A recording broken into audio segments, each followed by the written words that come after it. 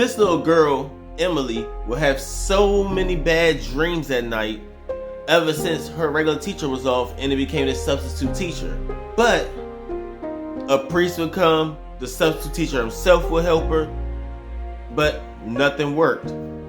But when this story went viral, it brought police involved, and this one detective got very invested into her dreams because it will bring an old case wide open. The plot twist on this story is very good, but for those reasons, viewer discretion is advised. Alright y'all, let's get into this vivid dream. Emily was a very good, uplifting spirit, happy type of girl. She went to school, always maintained good grades, got along with her teachers, and she never had a problem with dreams or anything until probably about a week after her teacher would take off and she got sick, and it was a substitute teacher that came in to take the slack of her, and this substitute teacher would come and he'd teach the class and everything goes normal every day in class. There's nothing wrong with the substitute teacher or nothing, but for some reason when Emily go home, she started having these dreams at night. And in her dreams, the first time she went to sleep and she pictured her as some woman arguing with some guy, and then she'll go to sleep another night and she'll picture some guy like choking her and like yelling at her, like putting her hands on her and stuff.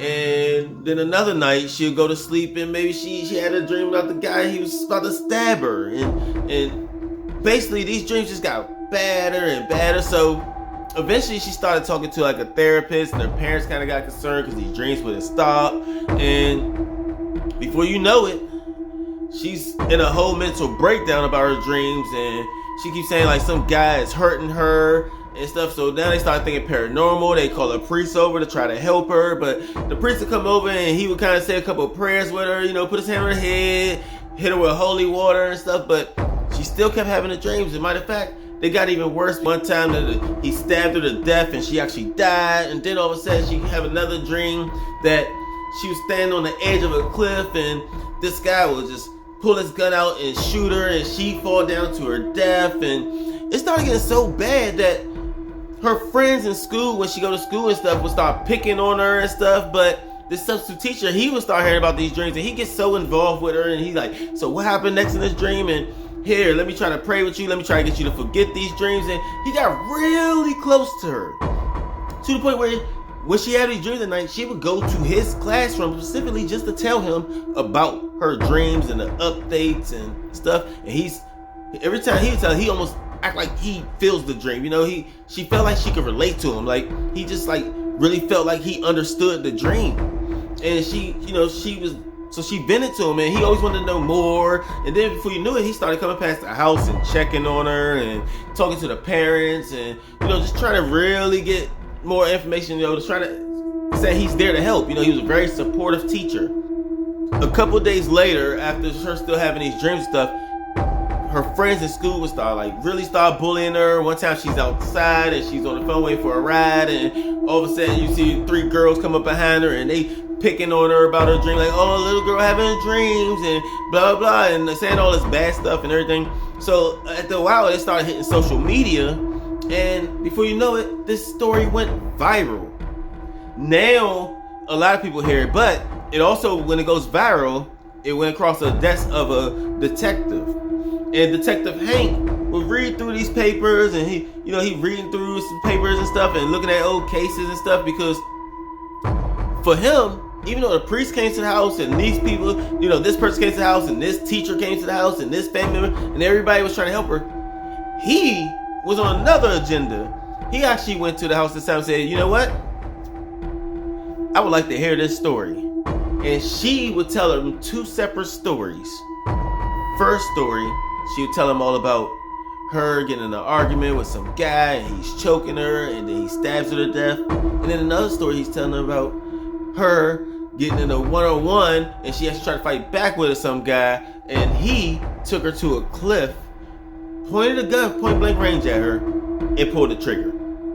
So the officer's all thinking, he's scrounging up and stuff, he's writing down what she's saying and stuff, and he seems like he's really invested. And he said, okay, thank you for your time, we'll be in touch. And then he'll leave. when he left the place, he would go back to his office, he'd jump on his computer, and he'd start doing some homework, making phone calls, and now he got other people involved, and they in the filing cabinet, and they pulling down files and everything. And they started looking through case files, and then eventually this one detective would say, I think this is it right here, I found it. And then the detective would get up, Hank would walk over to it, he would look at the thing and say, thank you, yep, this is it. This is all I needed. And then he went back to the kid and started asking the kid more questions, and the kid would give him the answers and stuff, and he said, okay, I think I got this all figured out. At which point, you'll see a bunch of police officers, you'll see a bunch of detectives and FBI and everything. You'll see them all putting suits on and stuff because they was headed to talk to one more person. And this person they wanted to talk to was at the elementary school, because they needed to talk to the substitute teacher. So they all get in, they come out, they go around the school with their guns and stuff drawn, and they would creep around the backside. You have some at the window, stuff. At this point, they evacuated the school building, had all the staff and stuff come out and all the students and stuff, and then they would go down the hallway and they'd go into this classroom, and he broke. He whipped out a pistol, tried his hand on shooting the officer. One of the officers would shoot him back in his right arm, and the gun would drop. He'll go over there, hit him to the ground, put him in cuffs, and walk him out the school. Once the officers had him in cuffs, then the officers would go up there and start talking to him, and they say, so this happened, and they take some fingerprints from him, and then they'll go ahead and go back, and then they'll get the little girls, and they ask them, her to describe the type of woman she was, and she would describe her picture down to a T of how she looked in these dreams for each woman she played. And then he said, okay. He drawed up the sketches, sent it to a sketch artist, got the sketches made, and before you know it, he closed a very big case. Because 10 years prior, the substitute teacher brutally murdered his wife. He went up there, he strangled her, he killed her. Stabbed her. Weeks prior to her having these dreams, the substitute teacher, Jeffrey, was the teacher's, Katie's, husband, opposing as a substitute teacher, coming to that school to work, when the entire time he was just trying to make it not noticeable that he actually, in fact, did take his wife on this camping trip, and it wasn't a real cliff or nothing. It was a hill, and he took a gun point blank range and he shot her after a very big argument. And then he knew he had to cover it up, so he went to the school and he played this substitute teacher, and he got all invested inside of Emily's story and stuff, and he wanted to know about it. He going past the house and stuff. All of that was because he was shocked that this was the case from his ex. This was the case from his ex-ex. This is the case from, if you follow me, this goes back.